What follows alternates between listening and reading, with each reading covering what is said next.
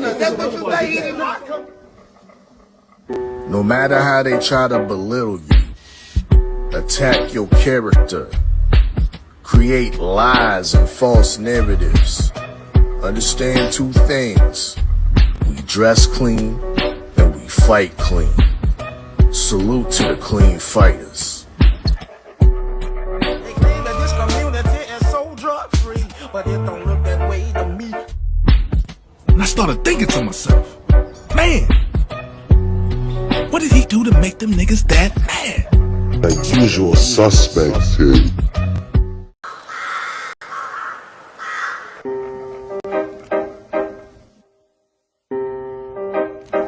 Y'all get an opportunity at the belt, but once again, we so blessed to fight him. Listen, we're giving you an opportunity. He got the belt. He got the belt. We came to y'all. He got the belt. He did not come to. That's what you say. He did not come. No matter how they try to belittle you, attack your character, create lies and false narratives, understand two things. We dress clean and we fight clean. Salute to the clean fighters. They claim that this community is so drug-free, but it don't look that way to me. And I started thinking to myself, man, what did he do to make them niggas that mad? Like usual suspects here. Hey, what it do? What it do? What it do? It's your boy, Hard Hitter Sports Entertainment, man. 503 line. We back with another one. Salute to the homies in the building. My brother Tone Brown, first one in the chat. Salute to you, my brother. Let's see who else we got up in here. We got Cameron Fields in the building. I appreciate y'all, man. Usual Suspects Sundays, man. Y'all already know the vibes, man. We back. We back. We back. We back. We back. Share that video. Smash that like button. All that good stuff, man. I hope everybody is having a great Sunday, man. You know? So, and if you ain't having a great Sunday, hopefully listening to the Usual Suspect Sunday will make you feel better. You feel me? Yeah. Yeah. Okay.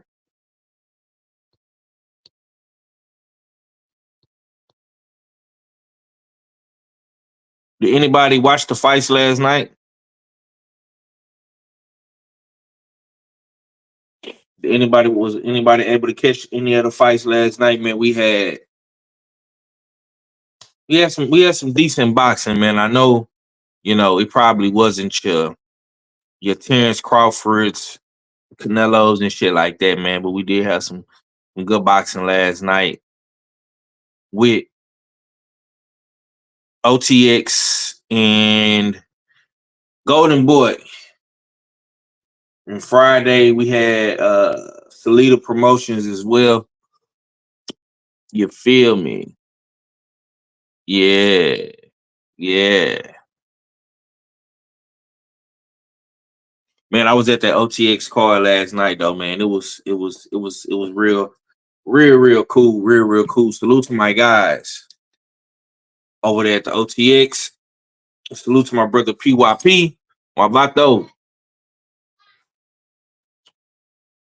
Salute to my boy Brandon and Brighton and run the OTX, man. You know what I'm talking about? Real cool dudes. Ak and Barack. Yeah, man. And salute to Houston, man. Salute to my city. Salute to my city. You understand me, man? I ain't gonna lie, man. Texas is making a cool little comeback, man. You know what I'm saying? We kind of fell off a little bit, man. In 2023, you feel me? You know what I'm saying? With the Charlos and the Earl Spences, and shit like that. You feel me? We kind of fell off a little bit, so we're happy to see boxing back in Texas, man, in a real major way. You feel me? But man. Hold on, let me get up out of here.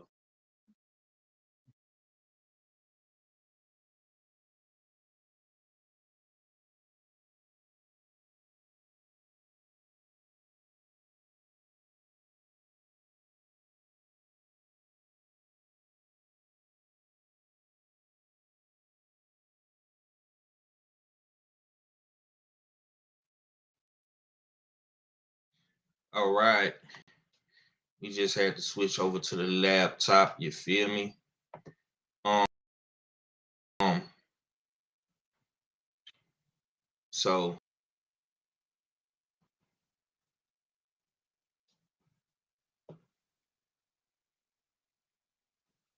yeah, man, we had a great week in of boxing. Like I was saying, you know what I'm saying. Not the biggest, you know what I'm saying, but we got some knockouts we got some knockouts, man. We got some knockouts on the OTX card.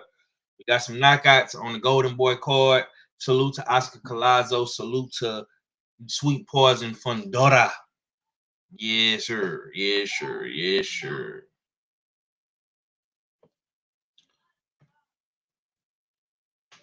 And hopefully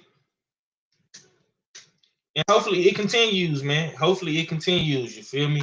Hopefully it does continue, man.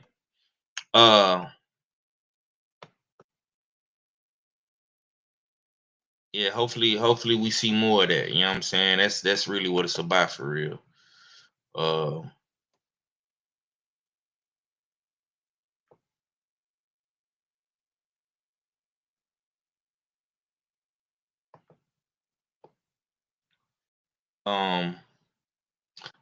I honestly do want to see more of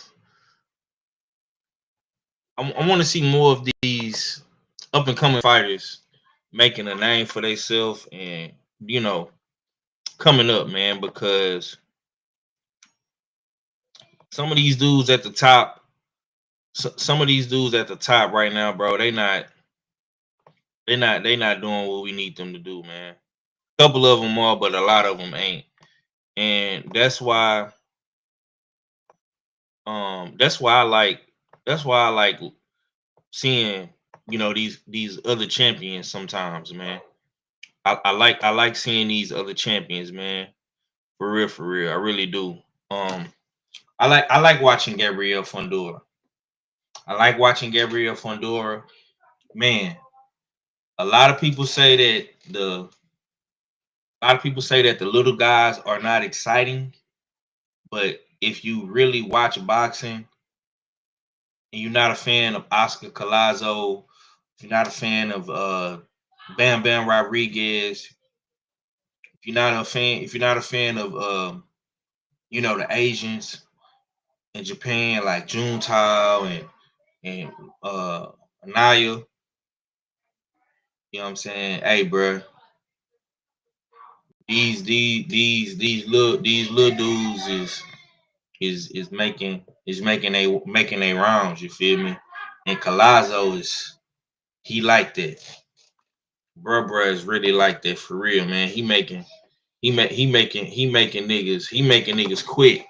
He making niggas quit in the corner. He making niggas quit. Salute to Tay Tay in the building. I appreciate you, Tay, for putting that drip on yesterday for the family. You feel me? I need them. I need them kicks, man. I need them J's you had on red and black ones was tough. You know what I'm saying? I appreciate that though. We are on to the next week of season 2 US6 fight pool, and right now I think we had a 3-way tie for first place. Me, All Fella, and Queen are all tied for first place right now. So it's real. It's getting real competitive. It's getting real good, man. Y'all gotta tap in with this fight pool, man. Y'all gotta tap in to see what we got going on, man.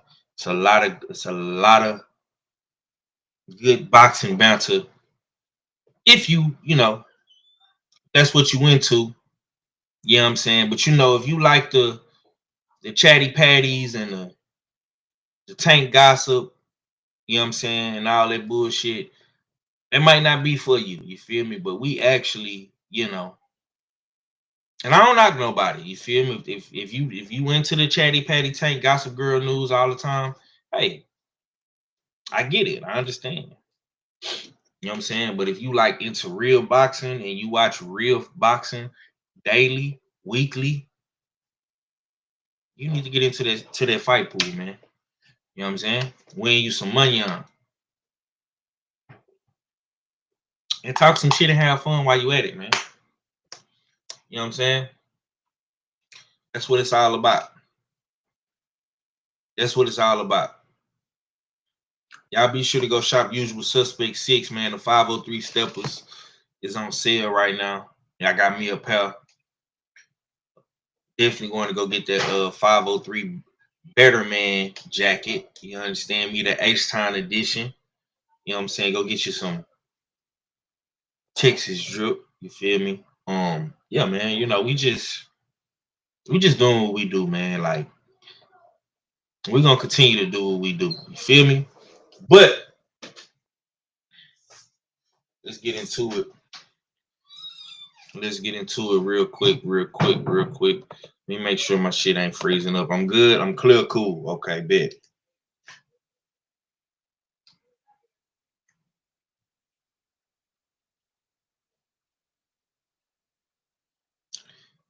Sebastian Fundora,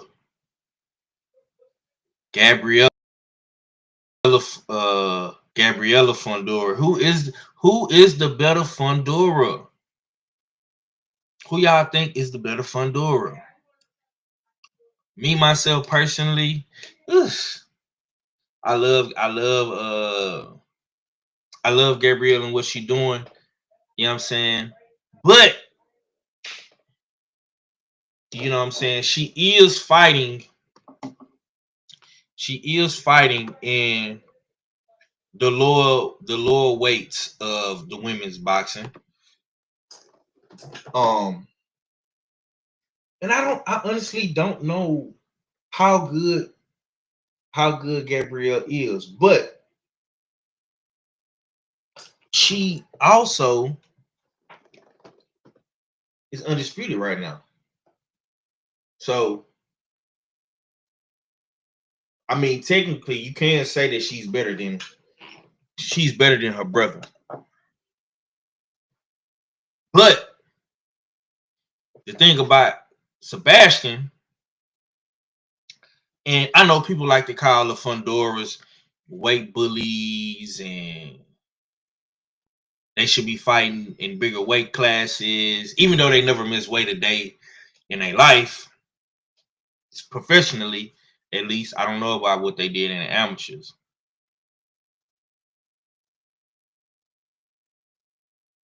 Sebastian fights at 154, which happens to be the best damn division in boxing. And he's been at that weight class his whole career. He has unified the division, but he did give one of his belts away. He vacated the belt to rematch Tim Tszyu, which I think was pure bullshit. I think that was a bitch move for him to do that. I think that was straight politic. You know what I'm saying? Politic bullshit from the PBC and from Sampson. You feel me? Yeah, Tone Brown say Sebastian is a champion in the most competitive weight class in boxing, so it's hard to say. Yeah, bro. I think that with Sebastian, the thing about him, salute to my brother D, man. I see you, bro. I think the fucked up thing about him is that he is in a division. But see, the fucked up thing about Sebastian, bro, is he is a true and I don't want to be too disrespectful when I say this, because I actually do like Fundora. But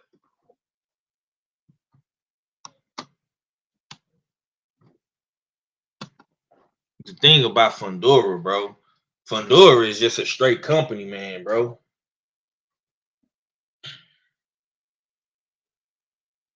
Feel me? Like he followed the script to the T, bro. Like he's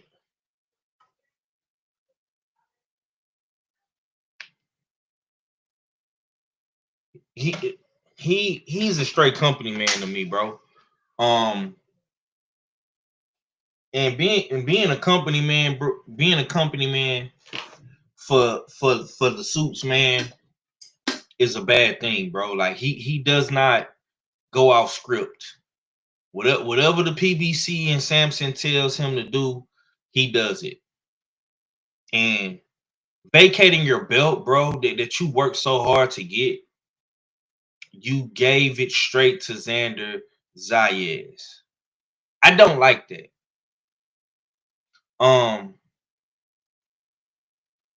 Now with his little sister Gabrielle, she might be a little different, but we don't know because she's at a lower level weight and she's not fighting people that we really want to see her fight. Like, because in men's boxing, it's way more competitive, right? It's way more competitive. You see guys like Terrence Crawford, started at 135, went to 40, 47, 54, 68. You see guys like Roy Jones, started out at middleweight, went to super middleweight, went to light heavyweight, went to heavyweight. You feel me? It's just a little, I ain't gonna say a little bit, it's a lot more competitive. And I think that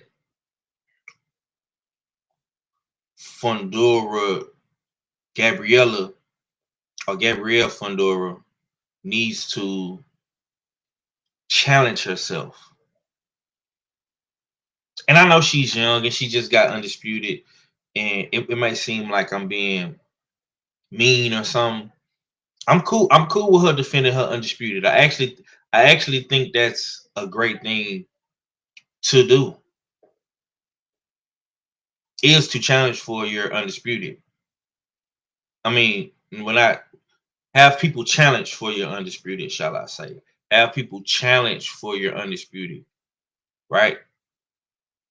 That's something that I think is dope, because she's actually defending her undisputed titles, and she's giving fighters that we might not know, you know, or might not heard of before, opportunity. And I'm all for equal opportunity. So who's the better Fundora right now? I would probably lean a little bit more towards Gabriela Fundora. I'm not gonna lie to you. Sebastian fighting Keith Thurman Jr., that's cool. I think it's gonna sell. I think Keith Thurman is gonna sell a fight very, very well.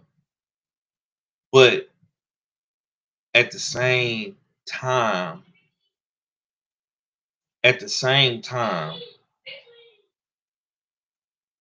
I want to see Fundora fight the guys that we want to see him fight. I want to see him fight guys like Xander. Want to see him fight guys like Xander, right? I want to see him fight guys like Baki. And I'm pretty sure Crawford is going to take that. I'm pretty sure Crawford is going to take that belt at 154 and throw it in the trash can, the WBA belt. So I think Boots Ennis will get that belt at 154. I want to see Fundora fight guys like Boots Ennis, okay, Virgil Ortiz. For the most part, man, Fundora has stayed on the PBC side. He has not really tested himself, bro.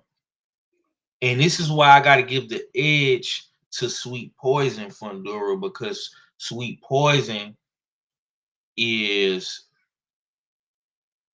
already undisputed. She's already beaten, she's already conquered her division. It might be a little shallow, might be a lot of shallow, depending on who you ask. But the thing about Fundora, and the main thing I don't like about Fundora is a company man. He does everything that the people on the PBC and Samson tell him to do. And I just don't like that. I just don't like it. You have to be more in control of your career. And you have to listen, it's a balance to this shit, bro. You have to balance the legacy and the money. And you also have to balance your fan base and cater to your fan base. If you can master those three things, the legacy, the money, and your fan base, if you can ask your fans, who do you want to see me fight? And you give multiple options. Let's say we ask Fundora to fight Baki in the next fight, or we ask him to fight Boots, or we ask him to fight Virgil, or maybe a Charlo, or maybe a Earl Spence. A guy like Fundora is going to pick PBC fighters because that's the pattern that he's shown. Now, the Keith Thurmans, the Charlos, the Earl Spences, those fights are good, but it's not the fights that we really want to see, bro. We want to see you fighting guys like Boots, Baki, Virgil, Xander. Go back and get your belt, fam. So you gotta learn how to cater to your fan base a little bit more, bro. Because you're getting to a level to where the PBC, they're gonna want to start pushing you a little bit more. They want to start putting you on pay-per-view. You feel me? They want to start selling out bigger venues, right? So you got to start giving the fans a little bit more. You feel me? And that's why guys like Crawford, and AJ and Canelo and Tank understands his fan base. Tank knows that his fans want to see him knock people the fuck out. So he fights people that he can knock the fuck out. Crawford and his fans want to see him be great. Add on to the legacy.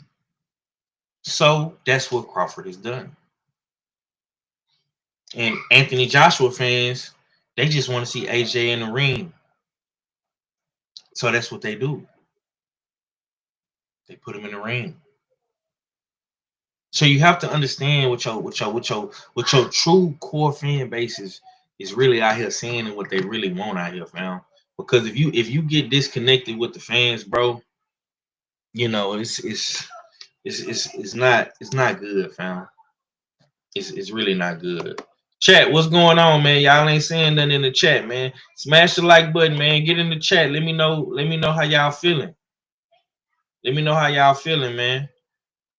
Did anybody D-Man call him an industry plant? Tone say he got some solid wins, but I feel his time is coming again, like what happened against Mendoza. And see, that may be the reason why that might be the reason why PBC is moving like that, bro. Because honestly, I think Fundora toughest fights. His two toughest fights to me is the Boots Ennis and Virgil fight. You know what I'm saying? That's why I gotta get an edge to his sister.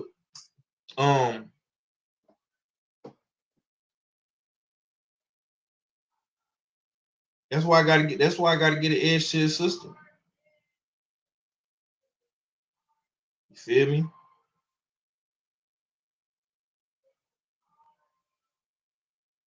Okay, let's move on from that.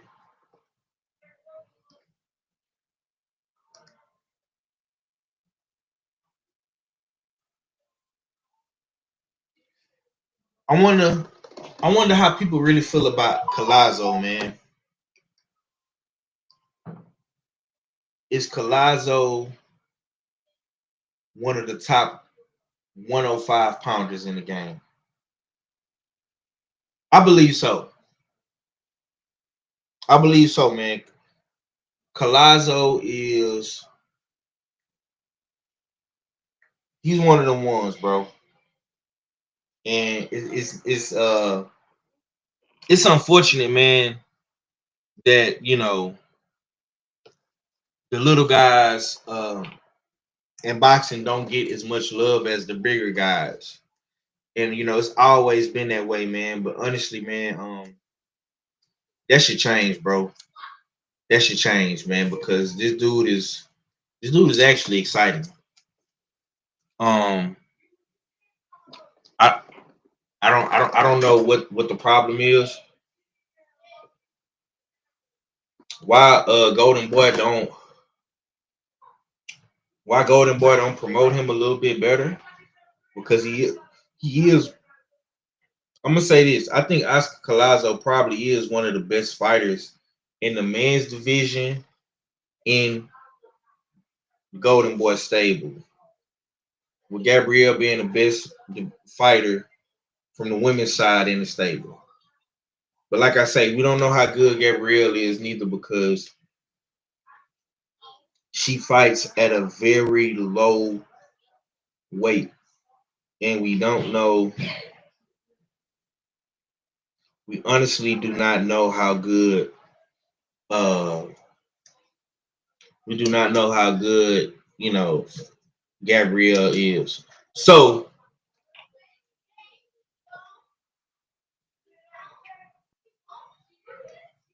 104. Salute to Queen. She say 104 pound grown ass man. Don't know why people don't care. Shame. Yeah, man. I mean, I don't know neither. Man. I went back and watched this fight, and the boy got something. You know what I'm saying? The boy got something. You feel me? So salute to him. I got my brother Cadillac Red in the building. What's going down with it, Red? Well, what's happening with it? What's up with it, Five? And shit, chopping it up about this card that we had yesterday, man. You know what I'm saying? I'll throw it in reverse real quick, and I'll ask you, how do you feel about Gabriela Fundora? I don't really want to talk about the fights, because I know we're gonna talk about that tomorrow on the Beltway. But who do you feel is the greater Fundora? Is Sweet Poison, or is it the Towering Inferno? Who is the better Fundora? Sweet in your eyes, for sure. She ain't been knocked okay, out. break it down for me. She ain't been knocked out, you know what I'm saying? She ain't been knocked around silly. She hasn't avoided a fighter like how Fundora avoided Crawford. Yeah, I'm saying the sister. I'm giving Gabriela all the kudos right now. I seen, you know what I'm saying, Gabriela made a girl retire. You know what I'm saying? Go get married and retire. You know what I'm saying? And Sinisa Estrada. So yeah, man, I'm giving all props to Gabriela. Sebastian is nice. I ain't gonna say like he trash, but you know, his name's Sebastian, man. He's Sebastian.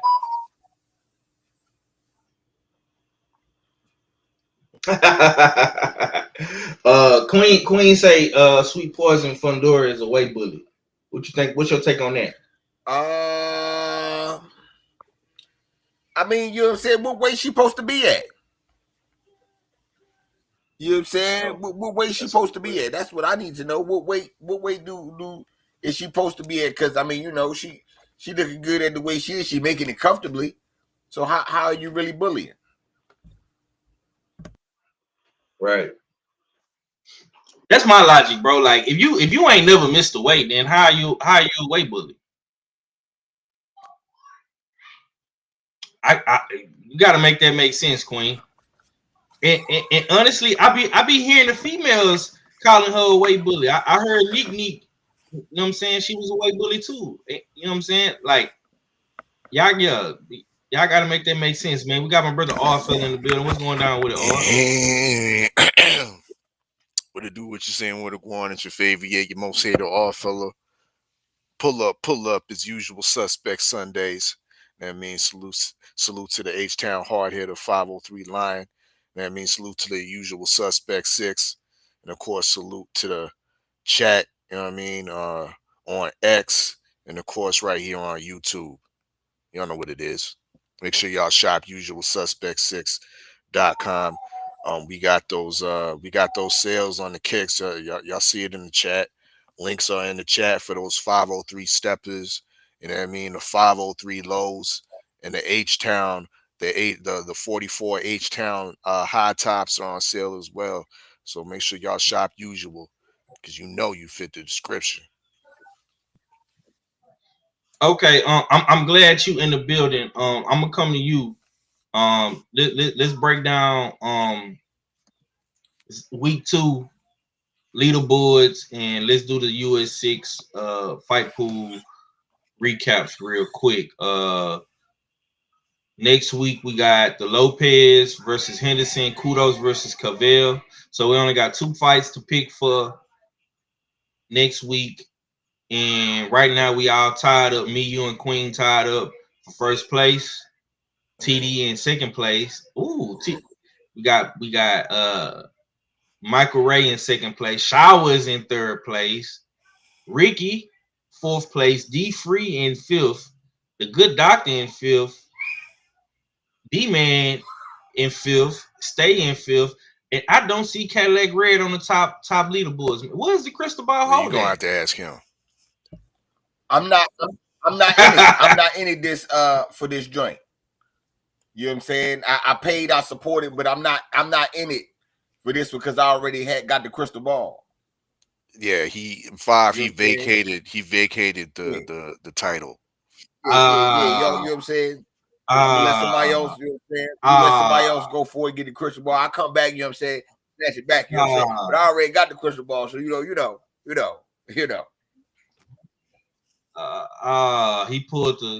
He pulled the Devin Haney and vacated the belt and ran up to 140. He called me talking about, yo, I'm trying to get some recess, my nigga. Make me the holder in recess. Yeah, you know what I'm saying? Wow.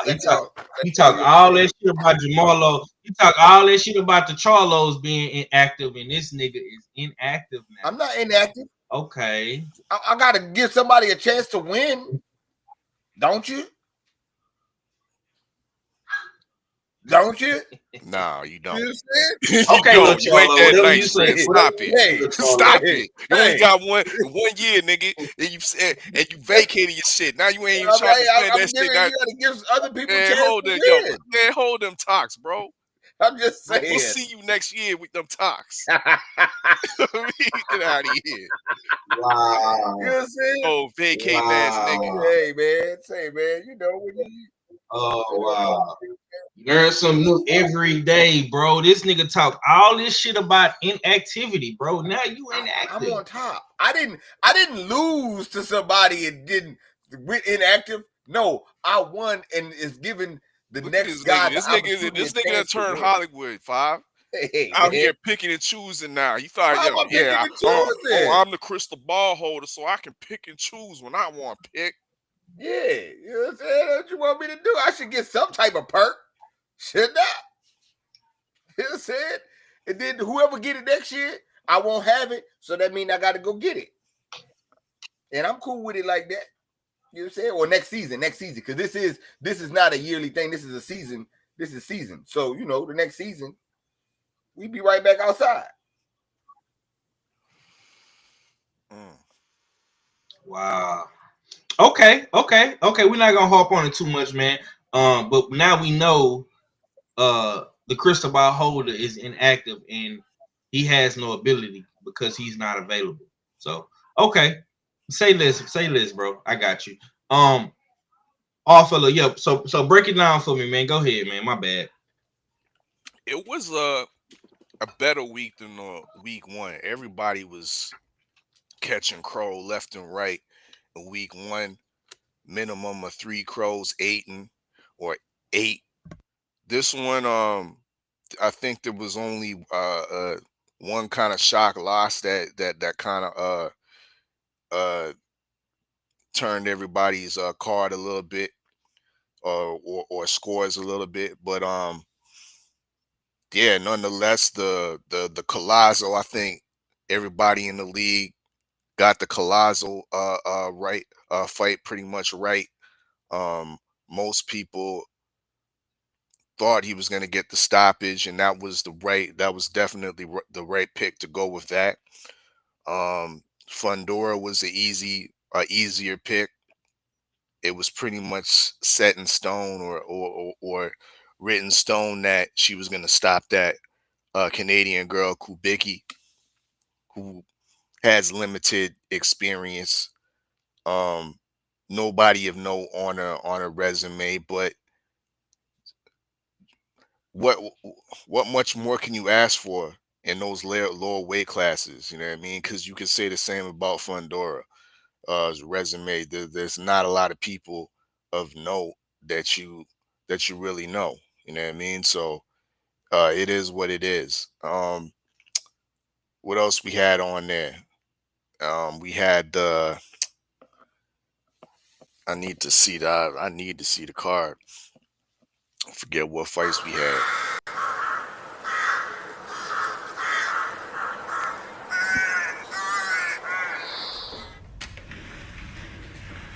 What is this? A crow. Pull it up for you, bro. And minerals. Everything the body needs. Do you realize how You need me to pull it up for you? I'm pulling it up now. Oh yeah, okay. And yeah, the Curry versus Scott, that was supposed to be a unified championship in the female divisions. That's the one that everybody ate crow on that because it turned out to be a draw. Damn near everybody picked Curry to win that. I didn't get to see the fight to see if it was really a draw or if it was possibly a robbery. But the Moore versus Savage, that turned out to be a okay fight. Most of the players in the US6 fight pool did go with Moore to either get the decision victory or get the stoppage, more so the stoppage. There was a couple of the brothers that actually picked Savage, and yeah, that was definitely a wrong pick. We saw what Savage was made of, and holds no type of combinations. A wholly uneducated jab. You know what I mean, I'm surprised he was able to make it to 10 rounds. You know what I mean, being that he was like 50 pounds overweight from his last weigh-in or his last weight from his last fight. So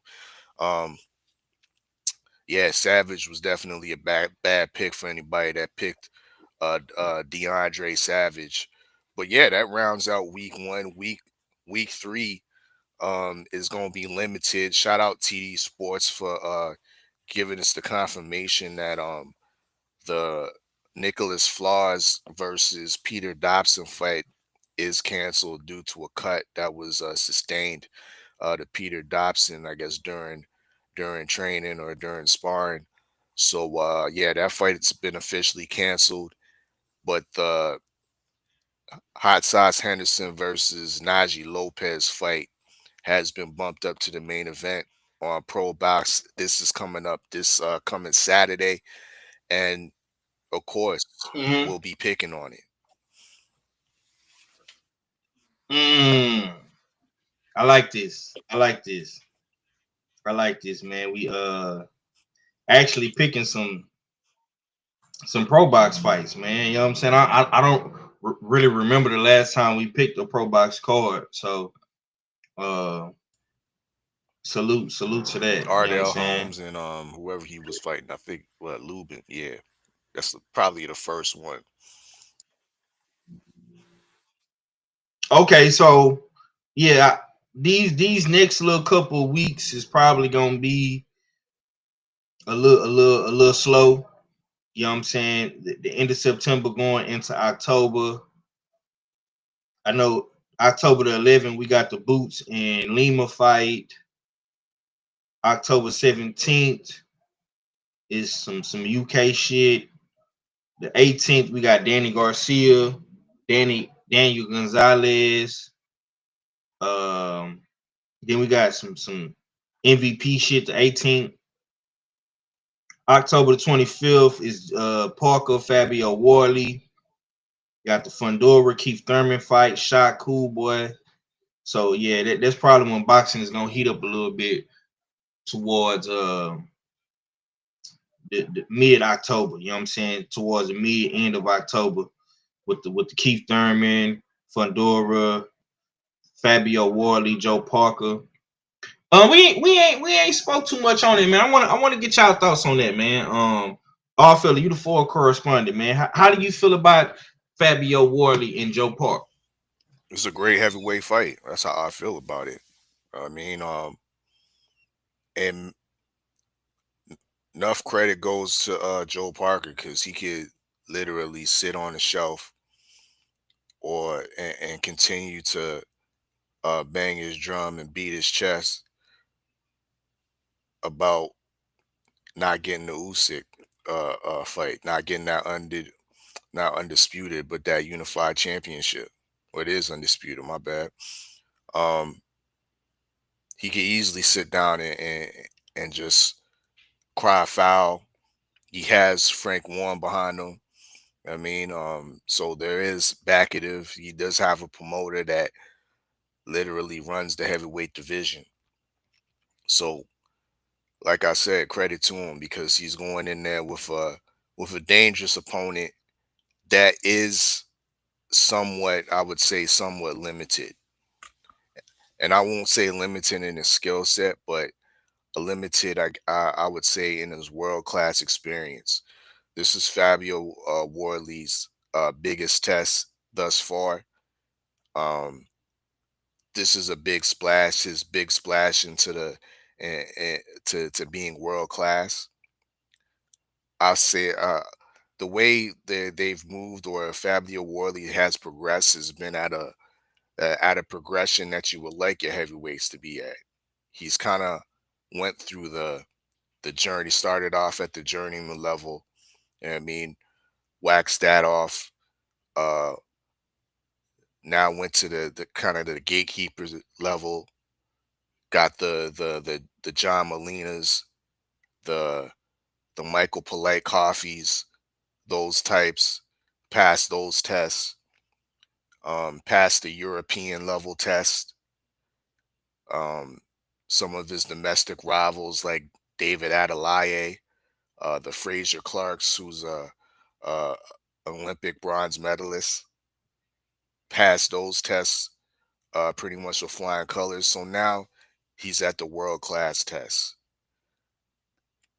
all those prior tests that he's received, is that enough experience for him to overcome the highly experienced Joseph Parker, the former WBO champion, the Joseph Parker that's damn near been in there with everybody in the heavyweight division except for Usyk and Tyson Fury?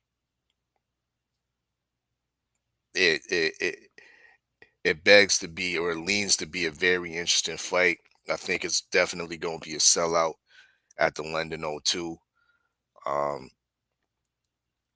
not too keen on what I'm hearing about the undercard, but nonetheless, this main event I think will not disappoint.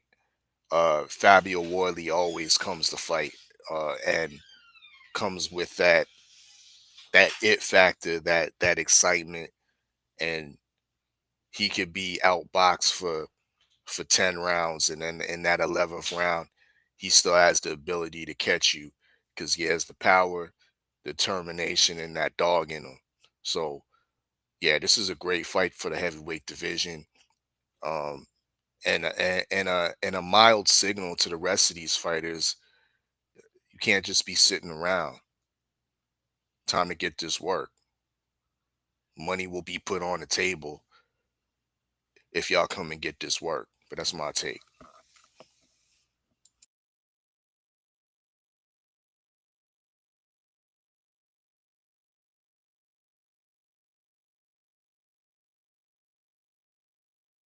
You on mute, Five, if you're talking.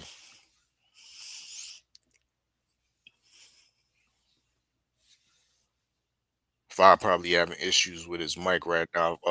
Yeah, he in the rapture. Now there I go. I'm back, bro. It was moving slow. I was trying to pull this up.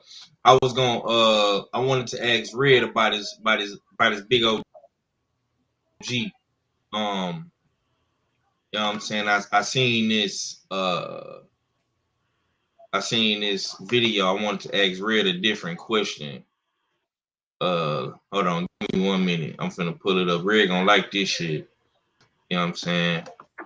Gonna get into some usual suspect reacts real quick. Put this down. Computer move a little bit quicker. Let's see.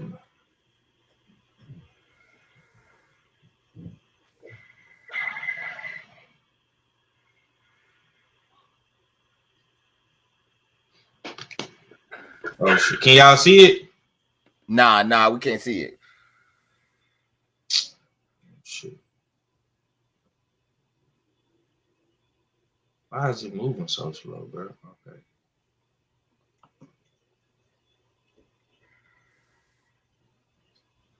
Okay, hold on. I'm gonna do it like this, bro. Hold on. This damn shit is moving too slow.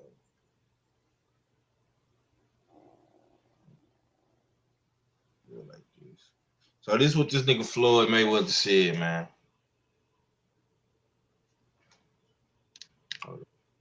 Professional bout in the future after Mike, or is that off the table? It's on it. It's on it. It's been talks. It's been talks. It's possible. Okay, so not totally against that possibility. No, not at all. I feel good. Working hard each and every day. I can't wait for 2026.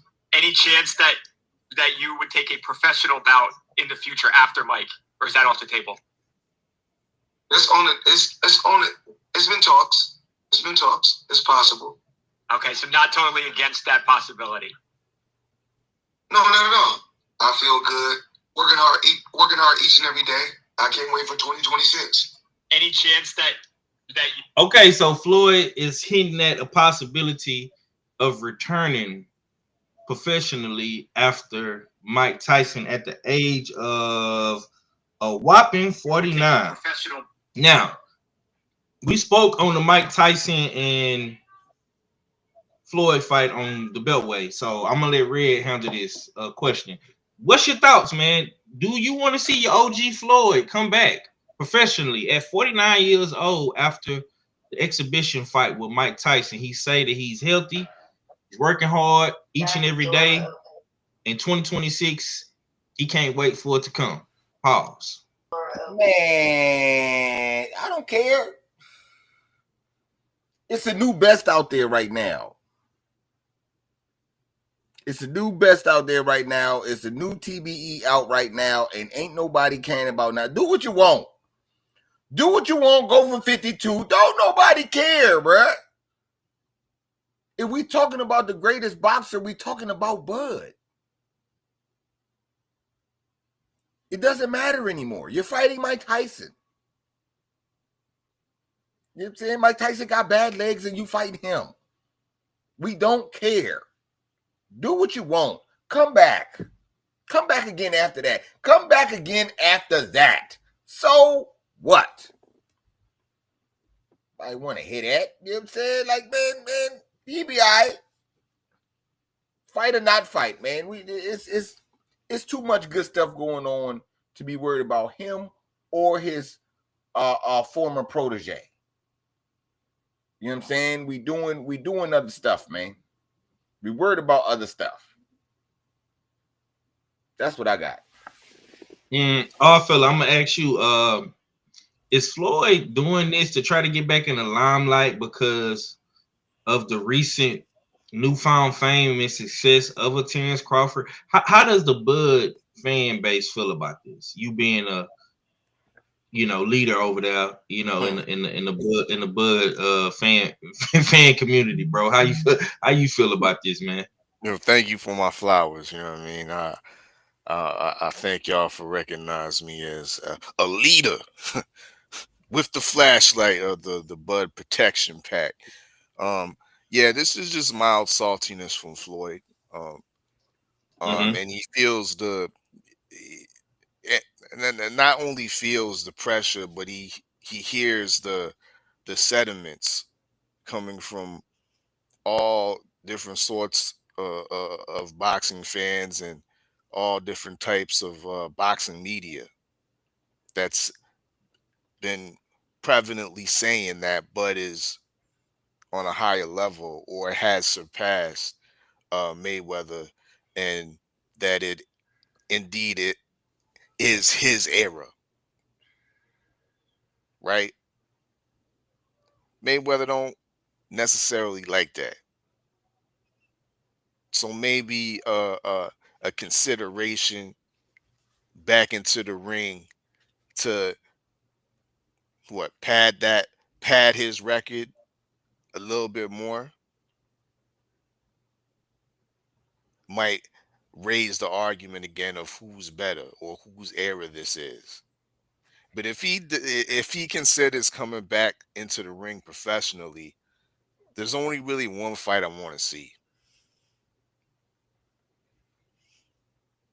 He needs to come for his protege. I want to see teacher versus student. I want to see Mayweather versus Tank Davis. Ain't nobody can't tell me that won't be a big fight. Oh no, that'll be crazy stupid. Yeah. Numbers wise, they would put up some crazy numbers. You have everything. You have circus. Yeah, I agree, bro. You have entertainment and you have boxing skill. All on the same plate. If he comes back professionally, that's the only fight I want to see. And take. Okay. Did either one of y'all get a chance to see any of the OTX card, or y'all was watching Golden Boy? I was watching Red, for the most part, I was watching the OTX. I didn't even get to see the Fundora, I did not Collazo fight. Yeah, I didn't see the OTX. I saw the Collazo fight. And that was it. That was the only boxing I got to see yesterday. Okay, now I know how to ask this next question. I'm gonna come back to you, Red. Now you said Fundora, Sweet Poison is the better Fundora.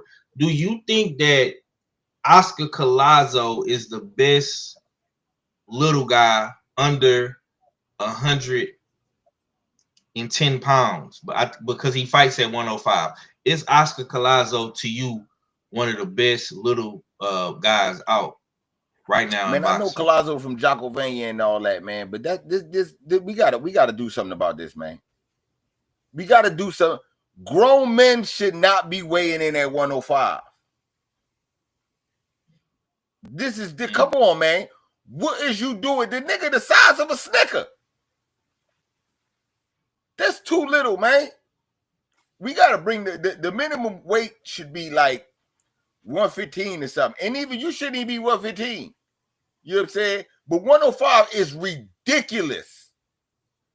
That should be the minimum weight for women, not for men. 105? Come on, man.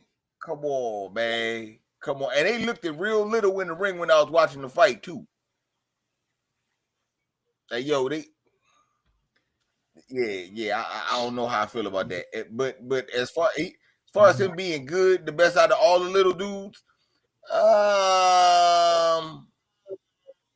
I'm not gonna give him that title as the best yet. I need to see a little bit more. Okay, so who is the best little guy out there? I don't know. Let me see if I could. You had to give me one.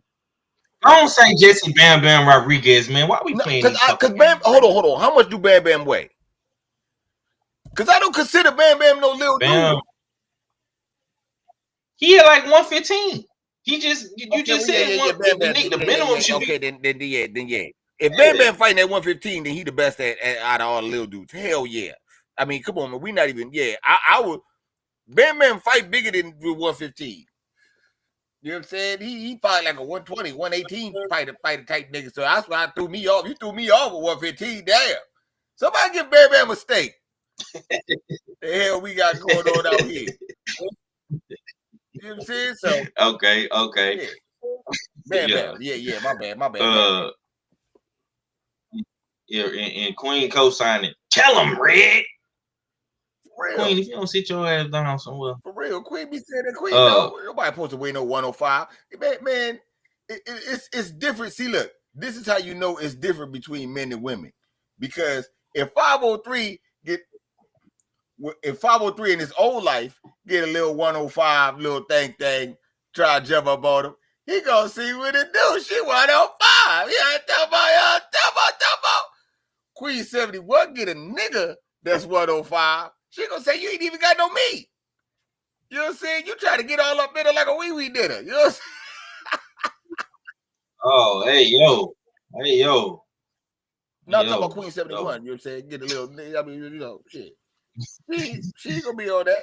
You can't get no meat. That's what she gonna say. That's what Queen gonna say. They gonna win 105. She gonna say. You look like a bitch. Yeah, she gonna say some shit. That's you know what I'm saying? You look like a bitch. Nah, she ain't gonna say you look like a bitch. She gonna say you weigh how much a bitch weigh.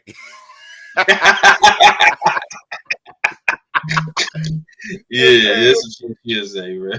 You ain't lying. You look like a bitch. Phil, I'm gonna ask you, bro. This nigga real crazy. I'm gonna ask you, bro. Which fight did you like in the OTX? Which prospect or contender did you like watching that card, man? If you got to watch it from the beginning, middle part, or the end, whichever part you caught. Pause.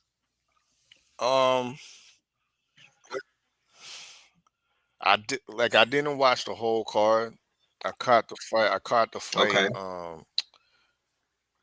think he's a Mexican cat with a mullet. Mexican cat. Talking about Fabian. Yeah, he was working old boy with the dreadlocks. Oh, you talking about Oscar Perez? Yeah. I interviewed him last night too. I caught that fight.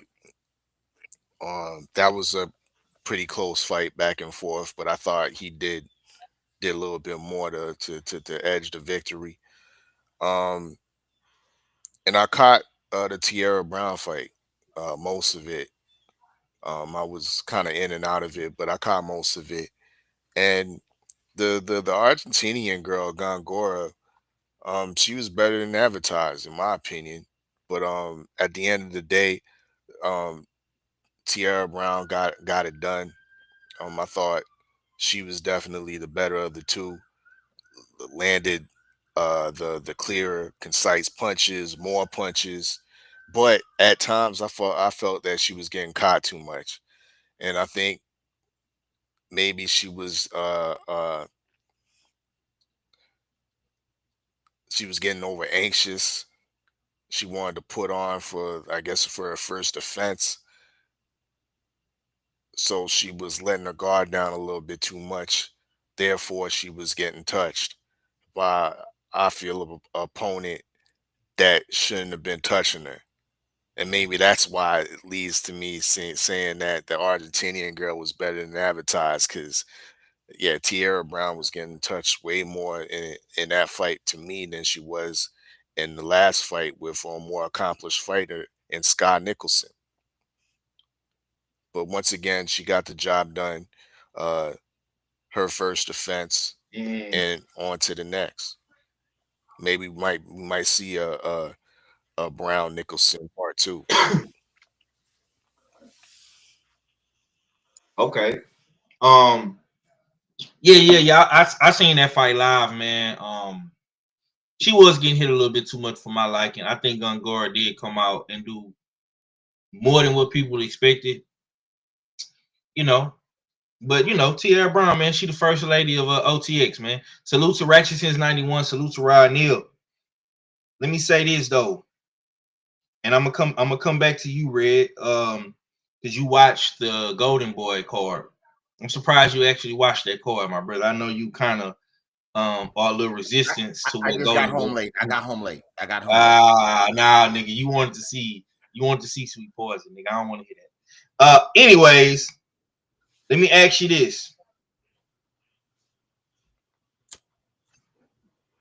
Should corners stop fights sooner or always let the fighter decide? Because we did see a weird stoppage in a Collazo fight where the corner just waved the fight off.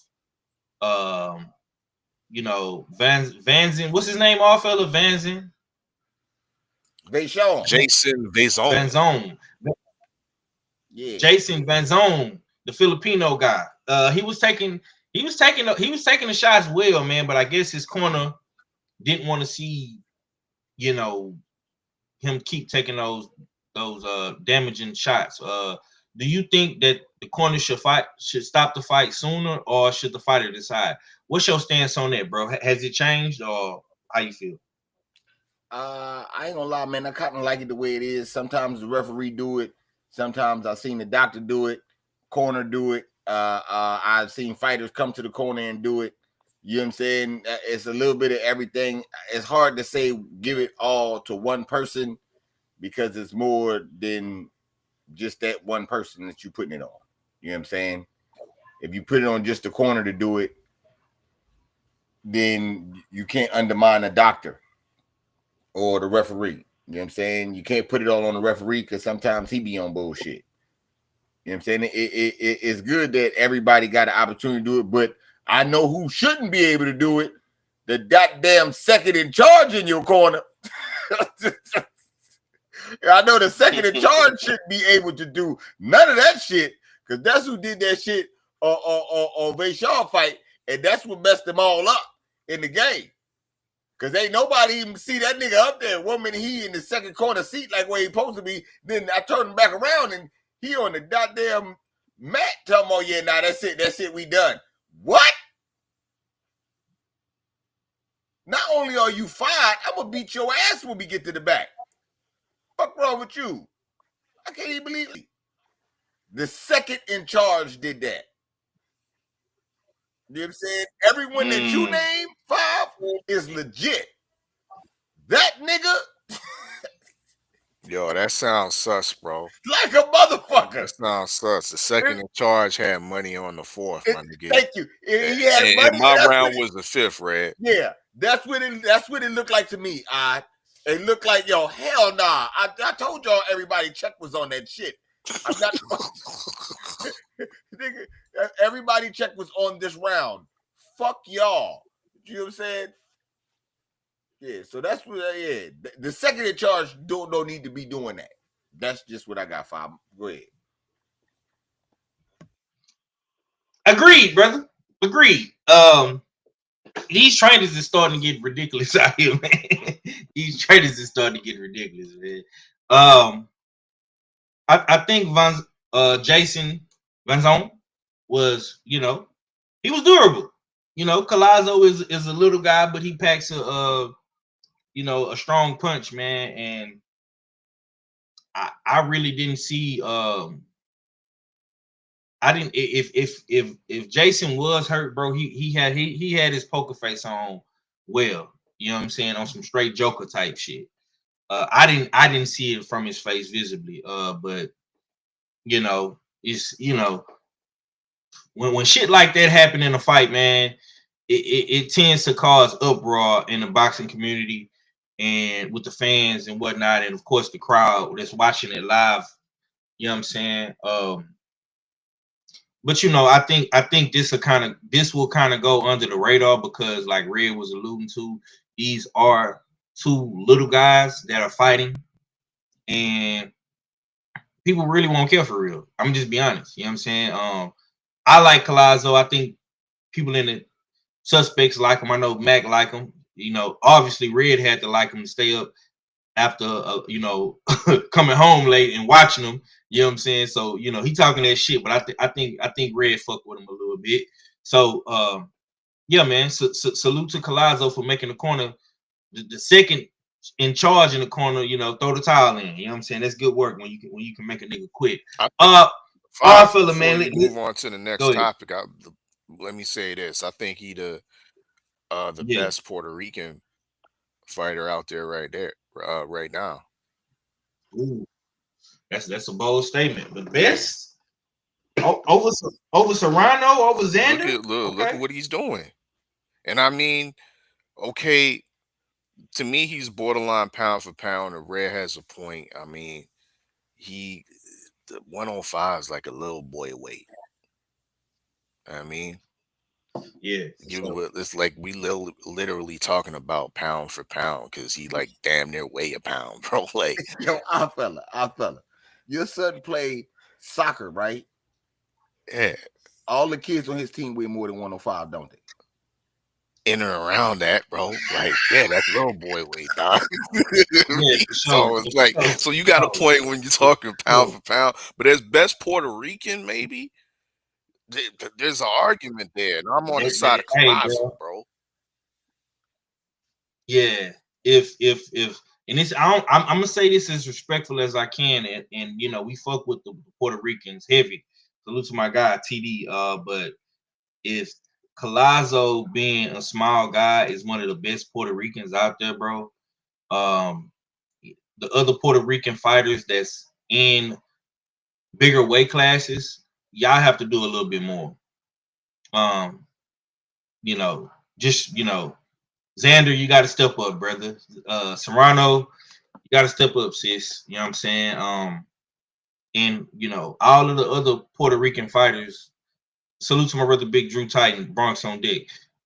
All these other Puerto Rican fighters, they do need to step up, man, because people are not going to watch Oscar Collazo. We're going to watch it because we, you know, we do this shit every week. You know what I'm saying? We backstage, you know, watching the fights at the crib or wherever. You know what I'm saying? We gonna watch them, but everybody is not gonna watch this dude.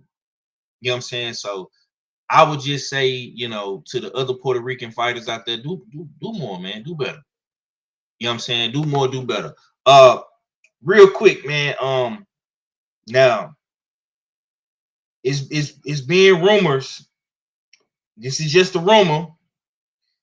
The rumor is, and this just went up on Instagram. Salute to my guy Mo Boxing, no problem.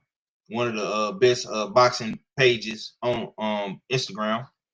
He says Jana Beck versus Carlos Adames is rumored as the co-main to Shakur Stevenson, Teofimo Lopez.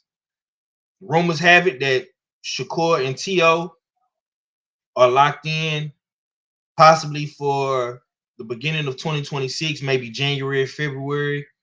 The rumored venues are New York, East Coast. We know Shakur has a East Coast background, born in Brick City. You know, Teofimo has a semi East Coast background, being born in Brooklyn, but moving to Florida.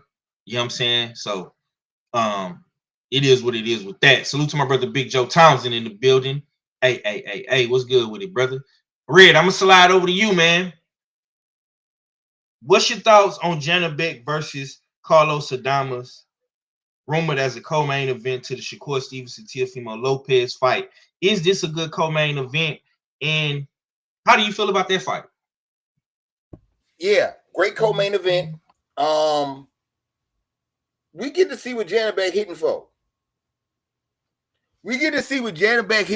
It's a lot of things in this, you know what I'm saying? Because Janabek unified, Adames got the belt.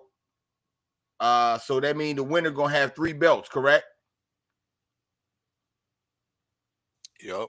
Yes, sir. Okay, so first thing first, I'm glad Janabek finally fighting somebody for real. We're gonna see what it's hitting for.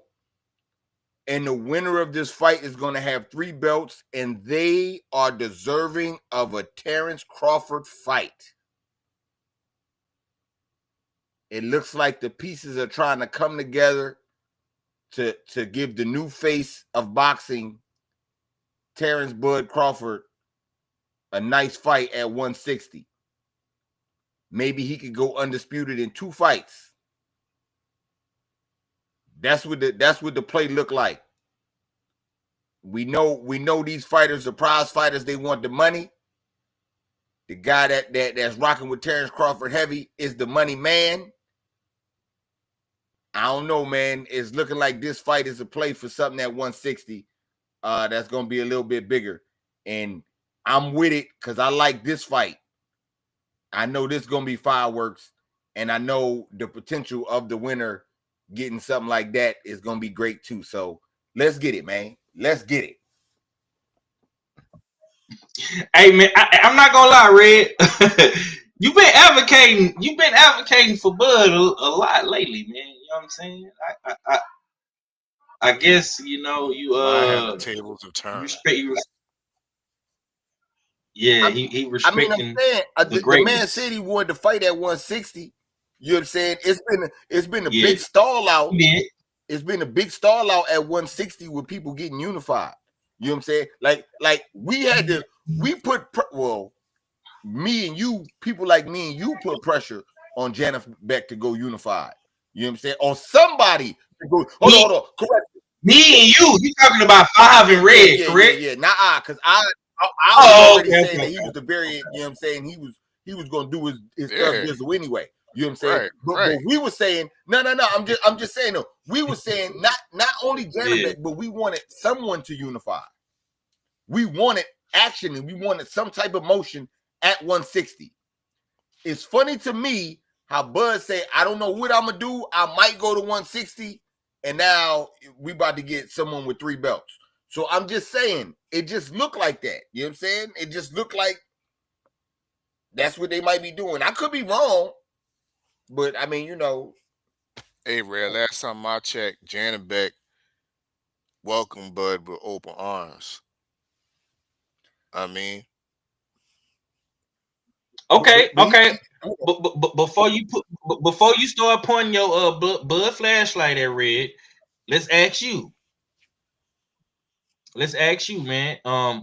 How do you feel about Mr. Janabek and Carlos Adames rumored to be on the Teofimo Shakur Stevenson co-main, man? Is that a good fight for your boy Janabek? And can Mr. Adames survive the variant? Is it a vaccine for the variant, or will the variant, take him out the game? we shall see. This is a very good fight. It's an excellent fight. It's a fight that I think is long overdue in the middleweight division. But for certain circumstances, I would say more so the blame has to be put on the management and the promoters for not getting these fights done, because I don't think Janabek's the type of guy, nor Adames is the type of guy that are ducking the smoke from anybody. Janabek himself has been avidly calling out the different champions, whether it's Adamas, whether it's Lara. He's been looking for fights at 168 as well. So he just hasn't been getting them. And we saw the result of his last fight, fighting a guy that we can't pronounce his name, that I call Party Next Door. But he fought all the way out. He got his first hometown fight in Kazakhstan, and Top Rank didn't promote that. Facts. They didn't promote that shit at all. But they'll probably promote this.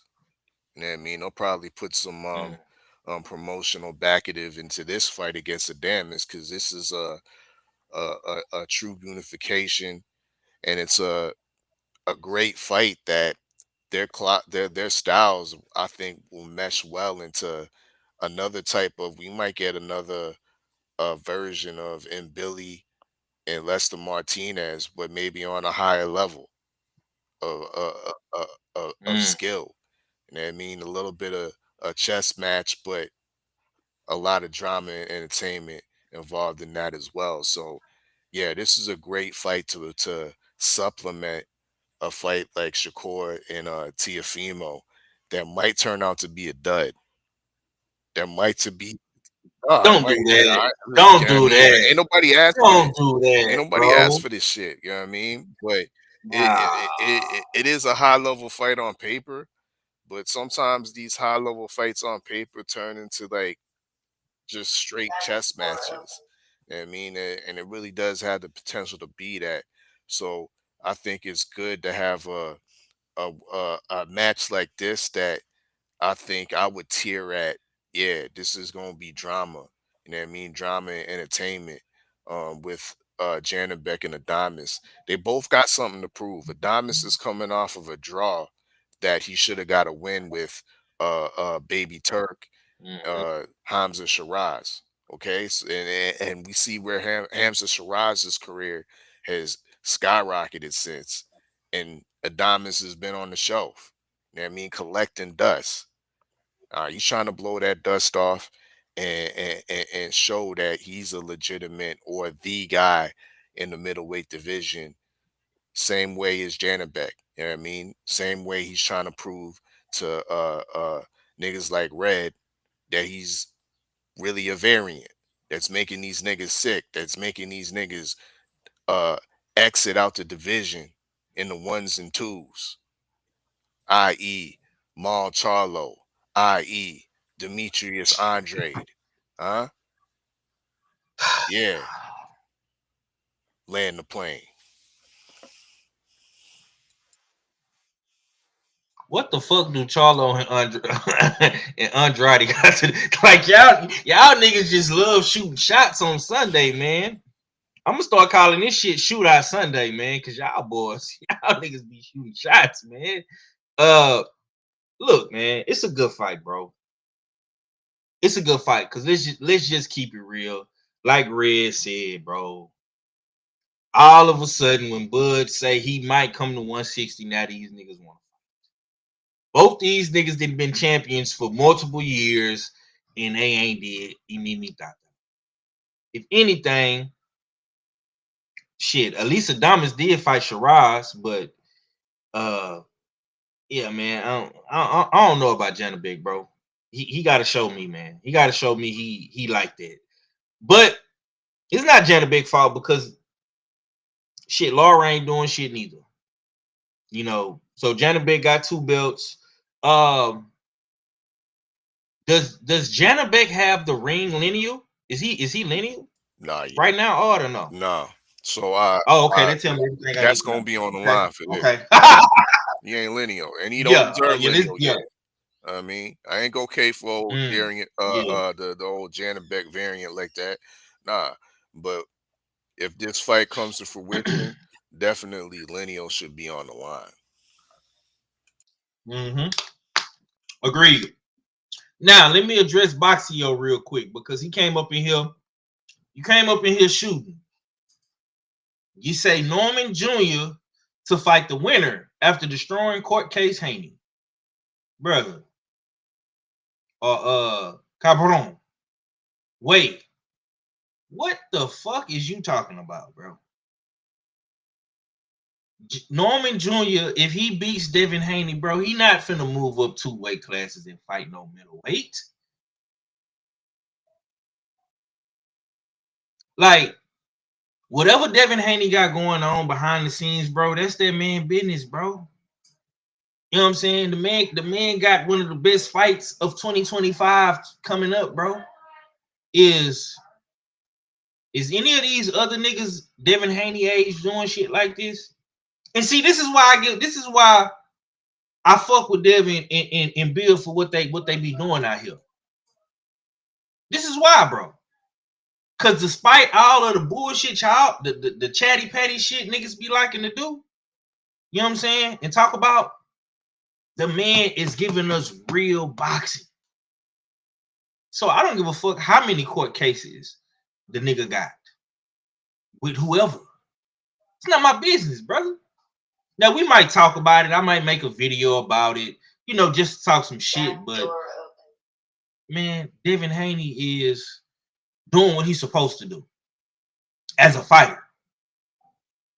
And can't nobody in this chat, on this panel, in boxing spaces, channels, platforms dispute that.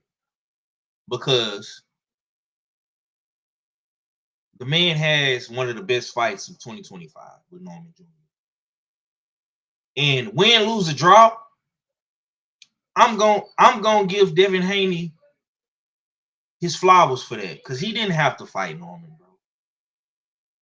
He could have played the political game and sat around and waited for Barrios. He could have fought a lesser opponent or opposition at 140.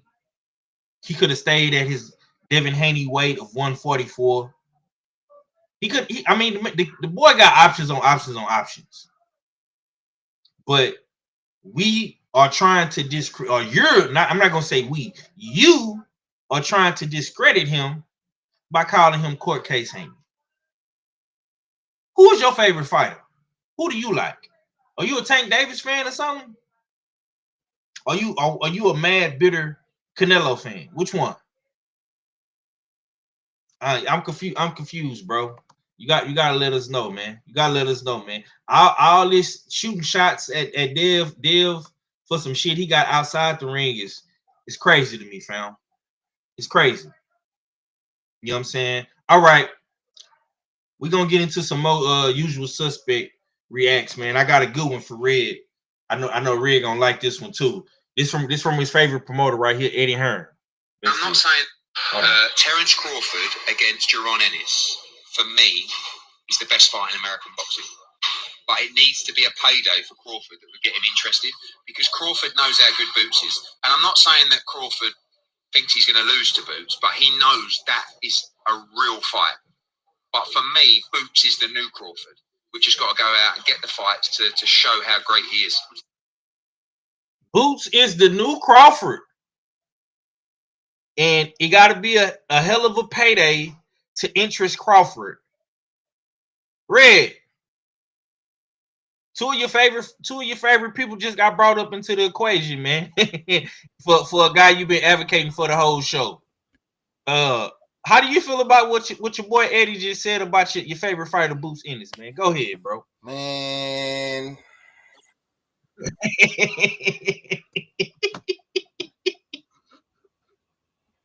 This dude about to fight Lima, bro. No title. So you can't say, okay. But what Bud was that? He started off at 130? You're 135. Yeah. And won the title. No, he didn't start off at 30. Okay, he started at 35. He won the title, and then he went undisputed at 40, huh? So and when he went up in weight, he was fighting champions, or he was fighting niggas like Lima.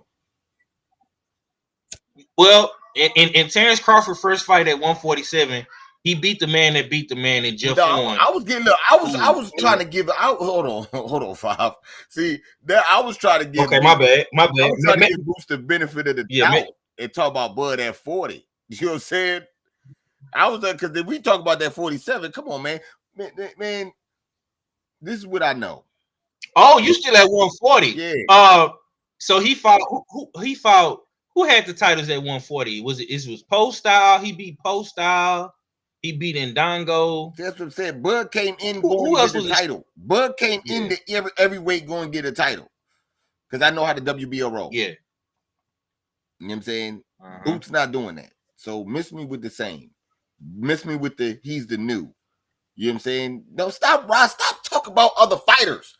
Get off Bud dick. Stop tell me that he the next Bud. Why can't he be the first Boots?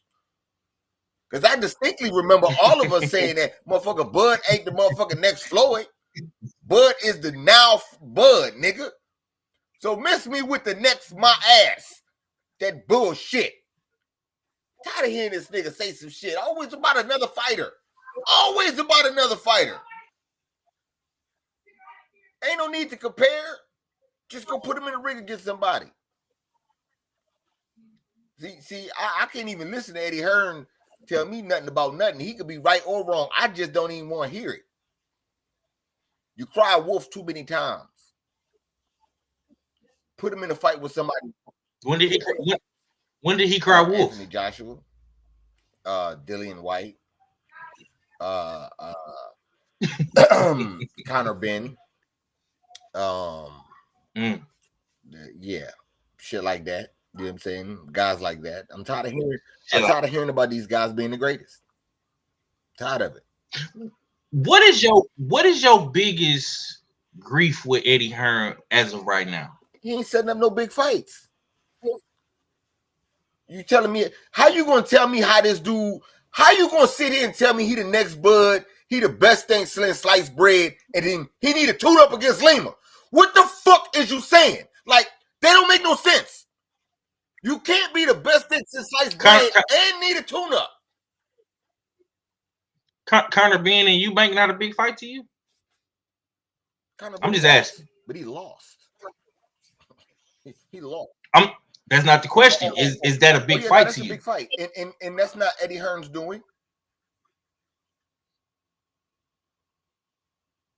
He kind of being promoted, ain't he? No. Yeah, he's not promoting the whole show. he brought one guy. You know what I'm saying? Yeah, he brought one guy. Oh, so you saying he did like 25% of the work, but he won 100% of the credit. What you saying? Yeah, he not. Nah, see, Conor Benn is an anomaly, and Conor Benn got that. That is a big fight. I'm not even gonna try to take that and say that it's not. But I'm talking about the big fight in the weight class for the fighter's career. This is some daddy shit. This was some shit that this was easy to make. This some old Dana White got Terrence Crawford and Canelo fight, nigga. That shit wasn't hard. They daddies fought. These two niggas seem like they might want to fight. But Eddie Hearn, he wasn't in charge of that. That's why motherfucking Eubank be telling him to shut up. You can't talk. Because this ain't a matchroom show, you bitch. You know what I'm saying? He make it known. He make it known. You know what I'm saying? So, yeah. That part.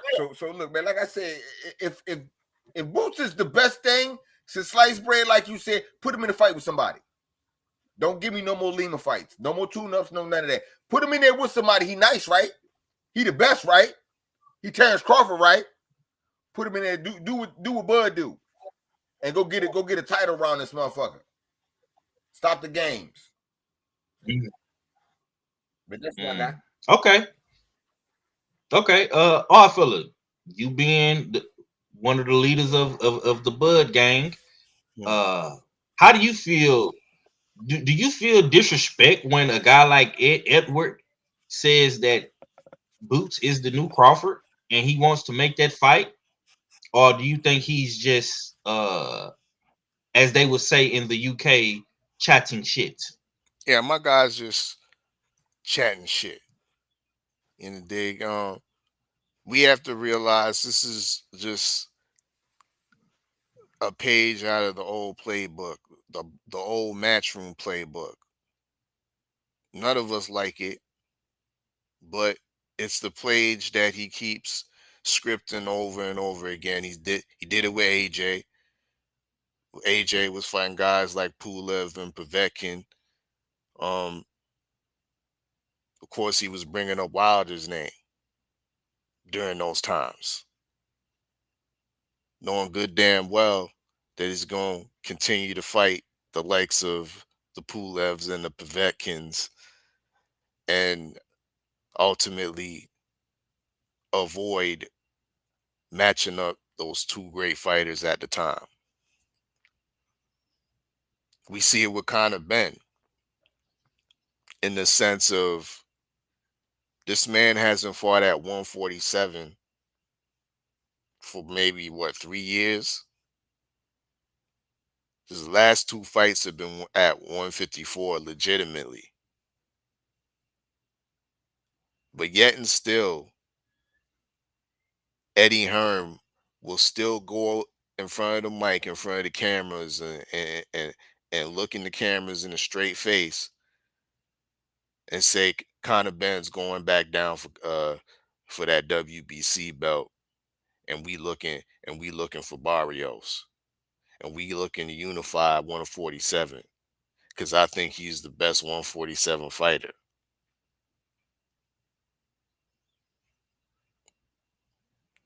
Out of the same playbook. Now we doing the same shit. Fighting a motherfucker like Lima. Albeit he's an IBO champion, but nobody knows who Lima is. I mean, Lima's limited in opposition.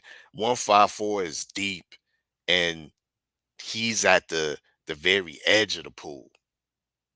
He ain't all the way in it with the Sharks. Huh? But the same matchroom play is being scripted right in front of our face, and of course he's going to bring up Sir Budrick to clout chase and continue to uplift his fighter, to speak boots in the same name as Sir Budrick. Yes, it's a fable, but it's media genius in a sense. You know what I mean? And I have to give credit for Eddie actually promoting his fighters when some promoters just don't do that. We talked about Janabek in the last topic. When's the last time you heard Bob Arum and Todd DeBuff speak on Janabek? Speak on Janabek in the sense that, he's gonna be the next Triple G, or he gonna be the next Canelo or something like that. Nah, they ain't even talking. They ain't even promoting Janabek. Janabek has to, like Red said, had to fight in the mall in Kazakhstan, in the middle of Kazakhstan. So am I gonna be harsh on Eddie Hearn for, you know what I mean, pulling out his playbook? That's the promotion he knows, you know what I mean? And he does it damn well. Mm-hmm. Yeah, man. Eddie, at some point, Eddie, you got to put up or shut up, bro. Because your guy has not even fought on a Rider season ring card shit, bro. I find it real funny you being selective with your fighter. You are heavily vested in Boots. You're not heavily invested in Shakur. You're very invested in Raymond Ford. He fought on a ring card. I got a chance to speak with Ray Ford last night too. That video gonna come out real soon. But gotta, like, why Boots haven't, and this ain't no disrespect to Boots, but why is Boots not on the Rider of ring cards, bro? If you want him to fight Crawford, you saying that y'all would have to come up with the money to make it comfortable for Crawford. But when is Boots gonna get comfortable being on the rider season and ring cards? See, we living in a time and era now, bro, where the side of the streets and the politics and the money is not a problem. Ring, Ryder, and Turk are the equalizer in the situation. We just seen it. We just seen it last week with Canelo Crawford. Canelo has been everywhere. PVC, Golden Boy, Matchroom, The Zone, Showtime, HBO. Crawford has been everywhere. HBO, Showtime, ESPN, BLK Prime, The Zone. We living in a time, bro, where don't none of that shit really matter no more. If you want to fight and you really want to show people that you like that, all you got to do is hit Big Turk. And we living in a time where you can get on your phone, this phone, get on your social media, go to your Instagram and hit a nigga in the DM, slide in the DM. That's all you got to do, bro, if you really like that for real. See, doing shit like this just shows me, bro, that you're posturing. You're not really serious about it. Because you got one fight with Lima. I'm going to give you this warm-up, tune-up fight to come into the division with Boots. One fight and one fight only. After this fight, bro, in a couple more weeks in October, because it's less than a month away, so it's about 3 weeks away. You got to start putting up, Eddie. I don't want to hear this person didn't want the money. Oh, and I got a chance to chop it up with Cats. I asked Cats off the record because he was at the fight. You know. Back door open. Andreas Katz said something that was very interesting, and I wish I would have recorded this. But me and my homie PYP was right there talking to him.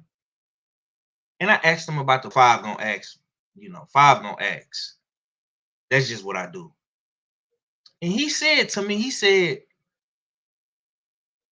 why would I fight Boots? And Boots have no belts.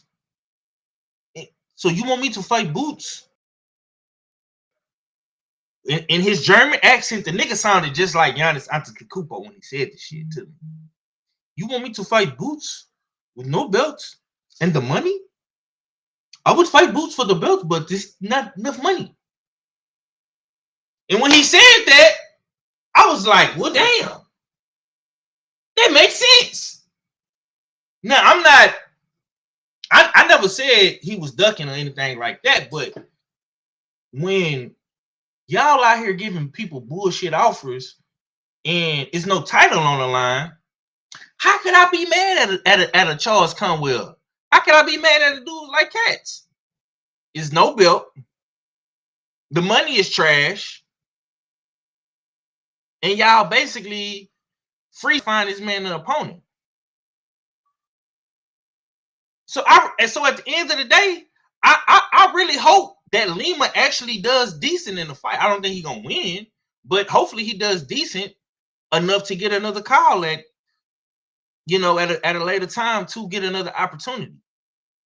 But I say all that to say this, bro. When I'm asking these fighters, when I'm talking to a guy like Katz, and I'm asking him about the situation, he didn't deny it. He didn't ever say that he didn't get an offer. He said he got an offer.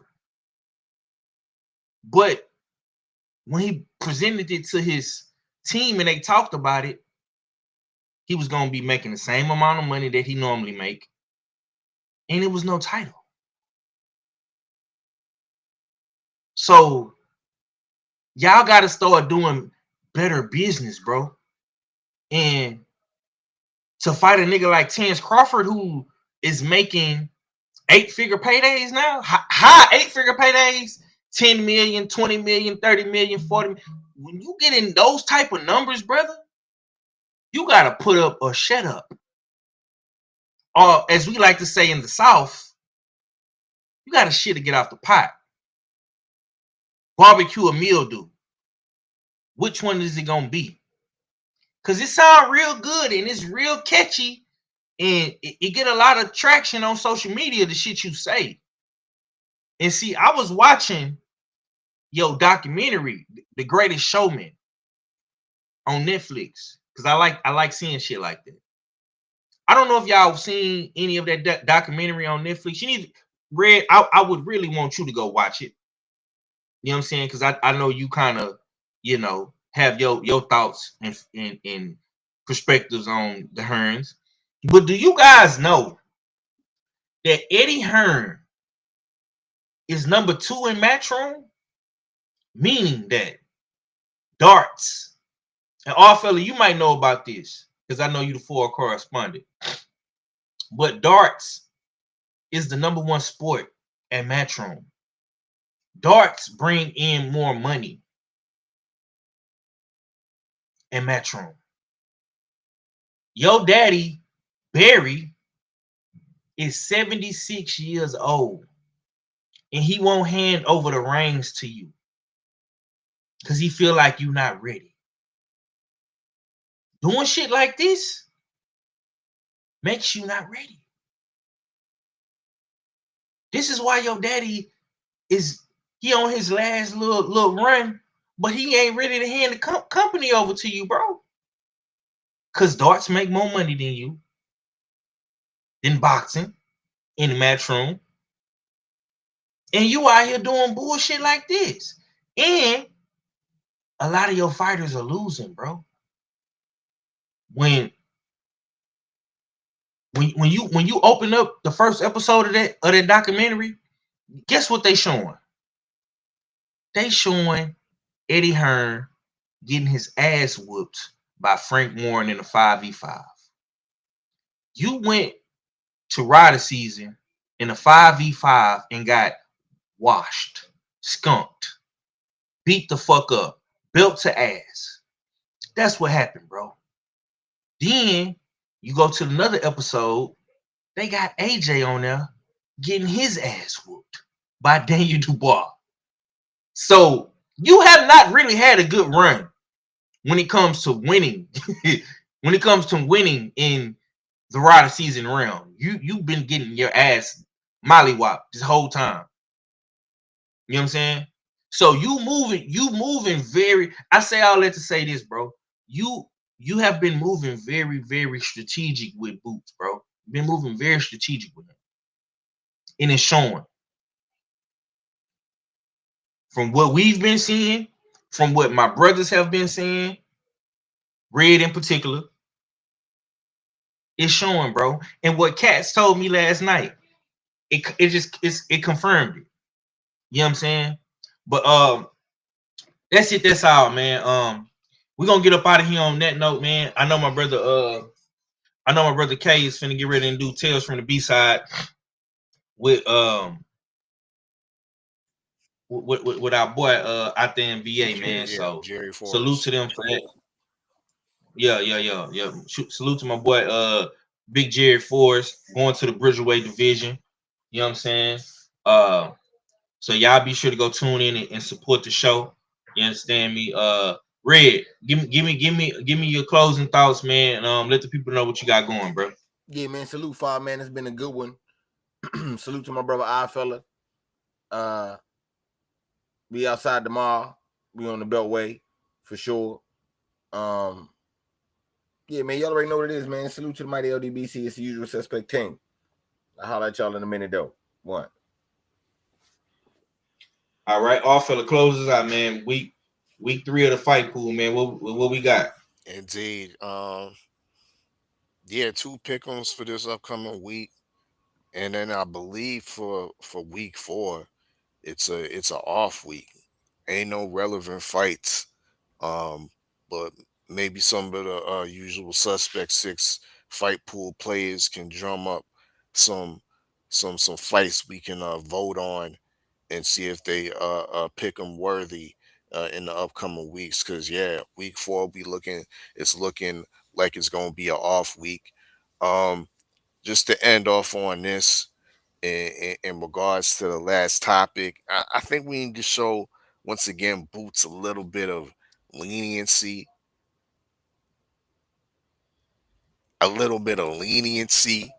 Because when we compare his contemporary, his so to speak arch nemesis in the division, Virgil Ortiz. Virgil Ortiz did rise from 147 into the 154 division rather lightly. He treaded very lightly. He didn't jump into the 154 pool and dive right in it. I mean, he dipped his toes in the water a little bit and was fighting guys like Frederick Lawson, a blowing up junior welterweight, feeding off the guys like Khabib Ahmed, a guy that's never beat nobody on the top tier at 154. So he was doing his share of acclimation into the 154 division. So that's why I end with, we need to show a little bit of leniency to Boots too, because we ain't had that same energy for Virgil when he was doing all that shit. Who called Virgil the next? Let me finish. Oh, yeah, my bad. I thought you was. I was about to say, boy, because I know this nigga right here. This nigga right here, boy, he didn't let Virgil off the hook, bro. I don't know what. But go ahead. Y'all know what it is. It's your favorite yet your most hated odd fella. Make sure y'all follow us on Instagram, US6, on IG. You know what I mean? We do post the boxing news as well. Of course, our latest post is doing some decent numbers on the American heavyweight landscape in the dig, and we got pretty much the full visual of all the American heavyweight fighters that you need to keep your eyes on within the landscape. So yeah, make sure y'all follow us on US6 on Instagram, and as well as the US6 Sports and Entertainment Hub. Of course, 7 p.m. Eastern Time, the premiere of Tales from the B side, I believe, Tale 16 with Jerry Forrest. Bridgerweight, heavyweight. He's part of the heavyweight landscape on our usual suspect post as well. So yeah, 7 p.m. Eastern Time. Make sure y'all tap in usual US6 Sports and Entertainment Hub right here on YouTube. It's your favorite yet your most hated odd fella, and I'm Gizon. They ain't never compared Virgil with Canelo. Five. You know what I'm saying? All that cocaine Oscar do, he ain't never said no wild shit like, yeah, Virgil the next Canelo. Virgil the next face of boxing. You know what I'm saying? You know, when you out here saying you the greatest, we gonna compare you to that, and then you gonna look real bad when you ain't. No, ain't no name. Lean on that. And to second what Red is saying, Virgil ain't never been no champion. Virgil ain't never been no champion. So he came into a new weight class just coming up.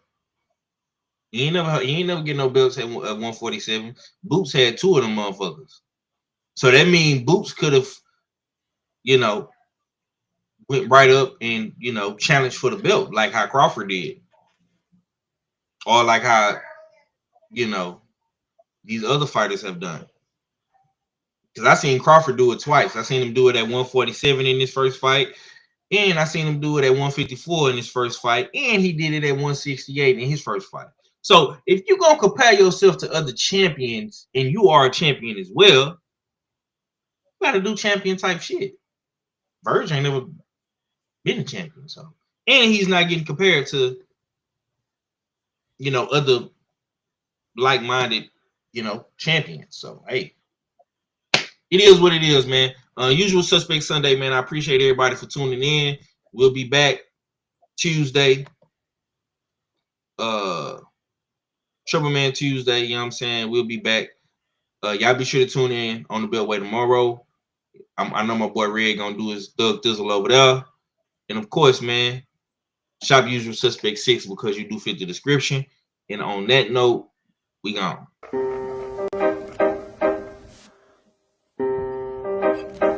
Y'all get an opportunity at the belt, but once again, we so blessed to fight him. Listen, we're giving you an opportunity. He got the belt. He got the belt. He got the belt. He did not come to. That's what you say. He did not come. No matter how they try to belittle you, attack your character, create lies and false narratives, understand two things. We dress clean and we fight clean. Salute to the clean fighters. They claim that this community is so drug-free, but it don't look that way to me. And I started thinking to myself, man, what did he do to make them niggas that mad? Like usual suspects here.